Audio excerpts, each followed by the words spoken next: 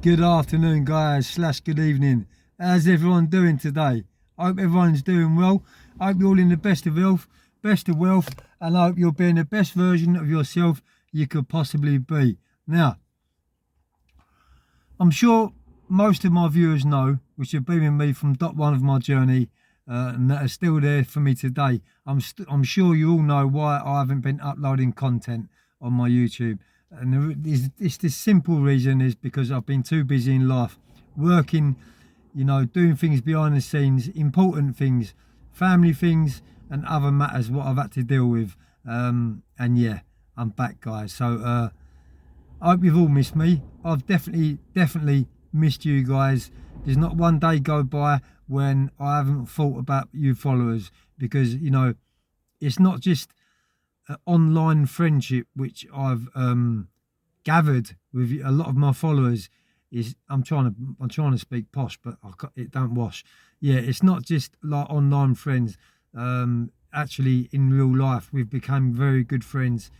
Added each other on Facebook, talk to each other on Messenger regularly, WhatsApp and bits and pieces like that. So yeah, I've definitely missed you guys. But as I said, I've been busy working, doing roofs, doing building work, writing books,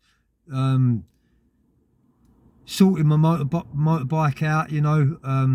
I've just recently got a CRF 450. Just let me have a drink. 1 minute.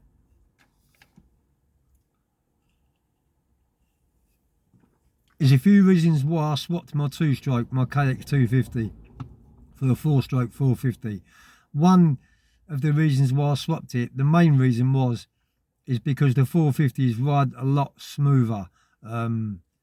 Obviously, they're a lot more faster, they're a lot more powerful, they've got a lot more torque on them. You haven't got to rev the nuts out of them to get anywhere. You basically just got to, tickle that throttle when you're gone. And yeah, it's got a button on the handlebars, which I thought was like a mode where you can set different modes on it. It's the CRF 450 2012, by the way. But yeah, it's got like a button on it, and I pressed the button the other day and it just shot me forward so fast that, I've never ever felt speed and power like it. And what it's for is where they race these big bikes. It's for basically getting you out of ruts, getting you out of like tight bends or sticky situations or rutty straights on tracks. You press the button and it just shoots you forward like a rocket. So yeah, guys, it is something else, and that's what I've been doing over the last few days, probably a week or so. A bit dry tonight. That's what I've been doing, guys, is sorting my bike out, because the person that I got it off of didn't really give it much love, didn't really give it much attention. Actually, he hardly rode it. He actually sold it because he said he was too scared to ride it, and I couldn't understand it at the time, but now I can understand why he was too scared to ride it, because it is a real animal. But as I said, it's a lot more smoother than a two-stroke. It hasn't got a power band like a two-stroke where it shoots you forward when you hit the power band only. What it has got is constant power. So from the minute you're on the bike, from get-go, it's got that power. Unlike a two-stroke where you get that power in the two-stroke band, this has got like a constant power band, you could say. And a lot of old boys, especially in their 50s, I've been noticing that tracks have got 450s, and that's the reason why they got 450s, because they're a lot more smoother and a lot more powerful. And for some reason, it feels a bit lighter than the KX 250, although it's not. It's a little bit heavier, probably about 15 or 20 pound heavier. It just feels lighter, and that's because it's an enduro bike. It's got low sense of gravity to the ground. So basically, on my KX 250, I couldn't touch the ground.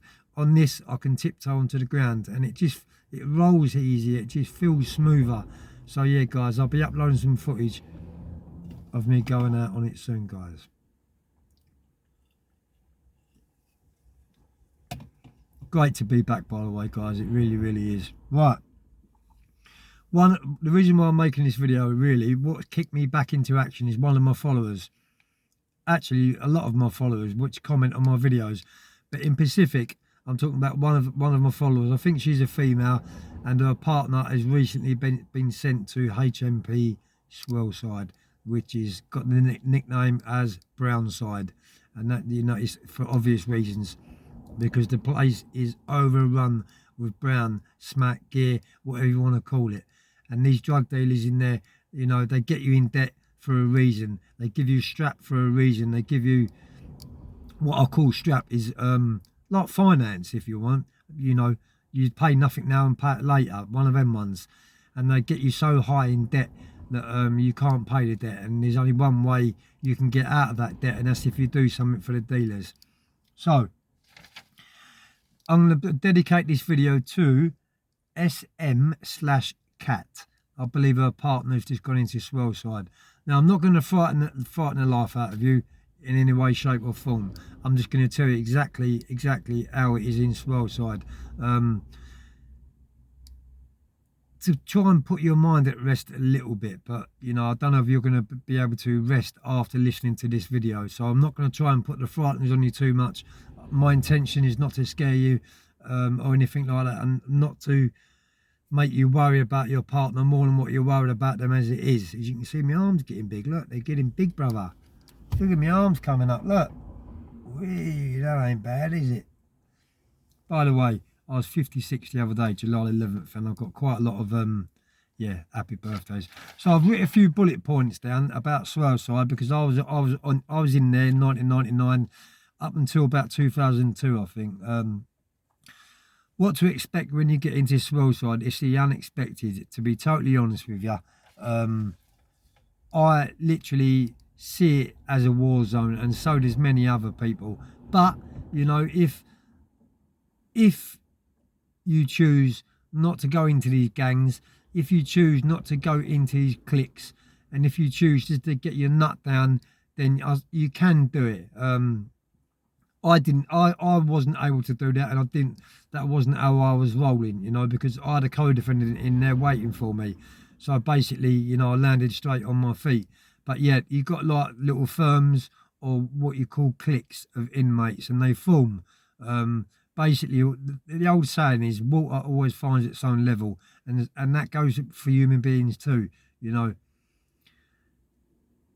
Drug dealers normally mix with drug dealers, users normally mix with users, people what are into cooking normally mix with people what are into cooking. You know, people who are playing snooker normally play with snooker players. It's one of them ones. So yeah, but you know, it's the truth. I can't get away from it. I see it like a war zone, and it was like a war zone. I'm not just saying it, you know. I actually see someone get murdered in there. Well, I rephrased that, sorry, allegedly. I didn't see him get murdered, but I actually see, yeah, the deceased person, and didn't see anyone do it in Pacific, but we all know what went on in there. And someone actually did get arrested for it, got sentenced for it, and got a massive set of L plates on top of their sentence, what they was doing. And I think they was only doing like 5 years, but yeah, they got L plates around them. So, you know, when you first go in there, if you don't know anyone, you're always going to get someone come up to you. If you decide to just roll on your own and walk around the exercise yard on your own, you're always going to get someone come up to you, you know, and want to know who you are, what you're in for.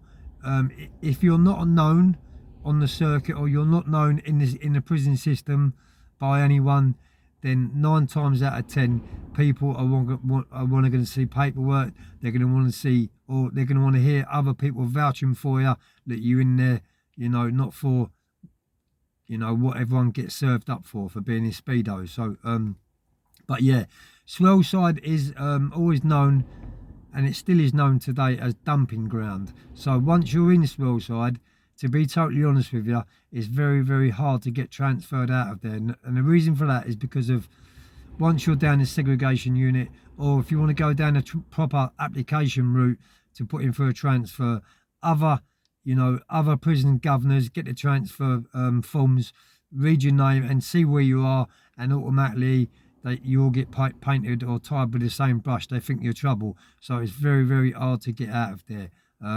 Once you're in there, You know, I know people what refused to bang up. Have been down the segregation unit, went down the seg, and they were still down there 9 months later, 12 months later, trying to get a transfer out of there. Very hard to get out of there, and that's because if they cater for everyone, it's just literally a dumping ground. So whatever way you want to roll in life, they're catered for. The screws are catered for. They're used to it, and and that's what they do.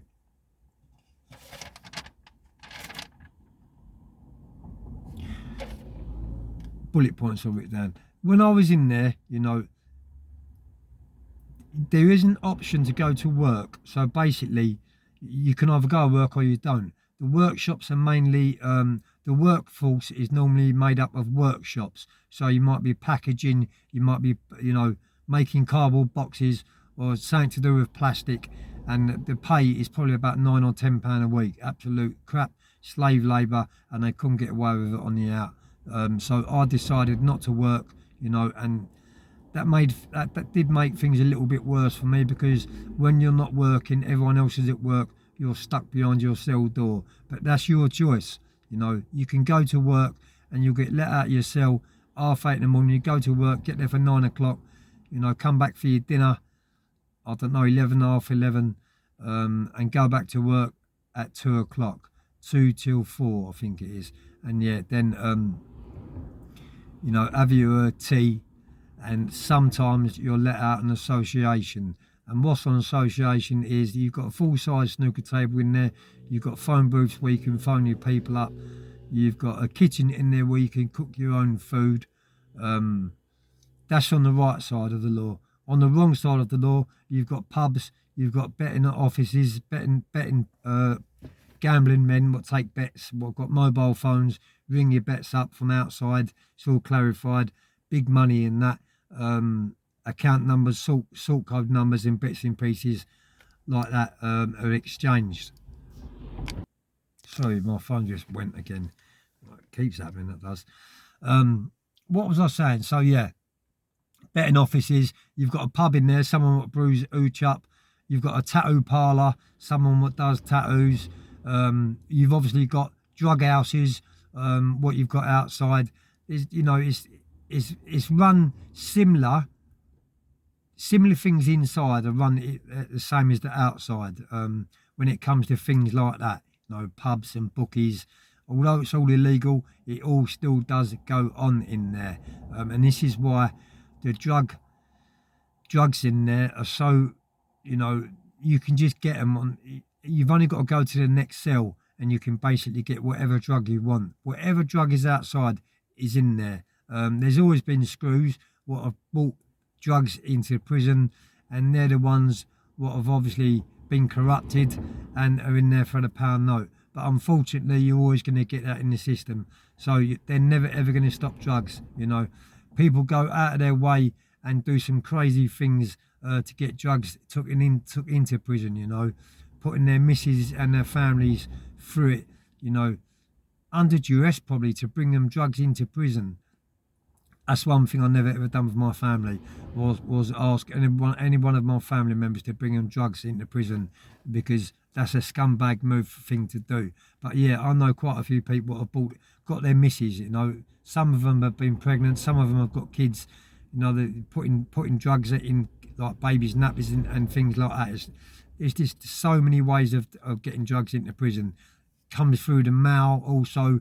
R37A solicitors letters, they just ain't going to stop it. They really ain't. So this is why the drugs in there are so rampant, and there's so many people in there with habits, because you've got lifers in there and you've got people in there, that they know full well they're never going to get out of jail. So what, of course they're going to want a day out, not out of jail in person, but in their mind they're going to want a day out of jail. So they're going to take drugs just to get their mind out of jail. And it's a vicious circle in Swaleside. It really, really, really is. You have got a few long-termers in there what just keep their nut down and want to get on with their bird. But overall, it's dumping ground, and it's basically for people what are out of control on normal location, in normal prisons, training prisons, And if you're a fighter or you're anti-authority or something like that on them lines, then you'll get sent to Swaleside. unfortunately, they do send people there with long sentences, or people, yeah, what have just started their sentences, mainly long sentences. It's mainly over 5 years. It really is. But yeah, SM Cat, I wouldn't, I don't want to worry the life out of you or nothing like that, but I don't know what type of person your partner is. So if they was into drugs on the outside, then unfortunately, I'm afraid to say, if they're not ready to kick their habit, then they're going to be funding their habit in there. And, what happens when you're in jail and drugs have got hold of you? I'll give you a few signs, like a few signs to look out for. So the phone calls get very, very seldom. They don't phone you up as much. They don't write as many letters. um you know they don't send you as many VOs. Basically, if you're a long termer and you're in Swaleside, you've got to try and separate yourself from the outside world, because if you've got a long sentence, the worst thing you can do is worry about the stress, what's going on outside, and then you seem to forget of what's going on right in front of you at that given time and moment. And it is broken. Being in prison, it is broken away from reality. It's not reality. It really ain't. There's things going on in there what I wouldn't even put on this channel, on my channel, because it's so graphic, and you just would not believe the violence and what goes on in Swaleside. It really, really is. At one stage, I opted in not to work, so I was banged up like 24/7. I opted not to work, and I used to pace up and down the cell, and I never ever thought that I'd ever land outside on the street again. That's how bad it got, and that's the mind games what it was doing to me in Swaleside. I could never see myself getting out of the system. I really couldn't, because I was caught up in that rut in there. Very hard for me to get out of there. I actually went down the transfer route, and I waited just shy of 2.5 years to get transferred out of there. And the place what I took to get out of there was worse probably than anything, and that was Parkhurst, because back in the day Parkhurst was a good jail. But 99, 2000, they lost their Cat A way back in the day status, and it had finished by then. It really was finished. It was on an island, and that's another video. All the screws in there were interbred, and that is the truth. I think I've done a few videos on Swaleside actually. But yeah, if your partner's in Swaleside, the only thing I can suggest to do is get as many phone calls as you can, write as many letters as you can, keep them visits going. Don't break yourself away from them. Don't not answer the phone, or don't not write back to them. You need to try and keep them focused on their family, because I did it totally wrong when I done my sentence. I mean, I've always loved my family, and my family have been there through thick and thin with me. But I quickly learned that I had to break myself away from reality, because I had a very long sentence, actually a 12-year sentence. And as I say, that would have been one of the worst things for me, was to worry about things what were going on the outside, guys. It really, really was. But yeah, you could be one of the lucky ones, or one of the sensible ones, I'd say, and you don't get caught up in that mix of drug addiction, gangs, cliques, and things like that, because that's what runs Swaleside. It's a cons jail. That's not a screws jail. That's a cons jail. It really, really is. I know the screws run it, but there's prisoners like HMP Wandsworth. That's a screws jail. When the screws say jump, you got to say, "Oh fucking I." In Swaleside, if a screw talks down to you, or tries to belittle you, then they're quickly put in their place. And that's because if there's people in there what just don't give a flying fuck, that screw wants to go home at the end of the day. That inmate has got years and years ahead of him. He ain't going to butter his eyelid to take that screw out if the screw talks down to him. That's the mentality, and that's the mindset what you got to have when you're in these places. It is a fucking out and out jungle. I'm sorry to frighten anyone, but there's no way I can sugarcoat Swaleside. There ain't no way, because if I did sugarcoat it, I'd be lying about it. It is a rough jail, and it is a jungle. Anyway, guys, I'm glad I'm back, and I'll be uploading much more content over the next coming few days, and I'll be back at you again soon. Peace.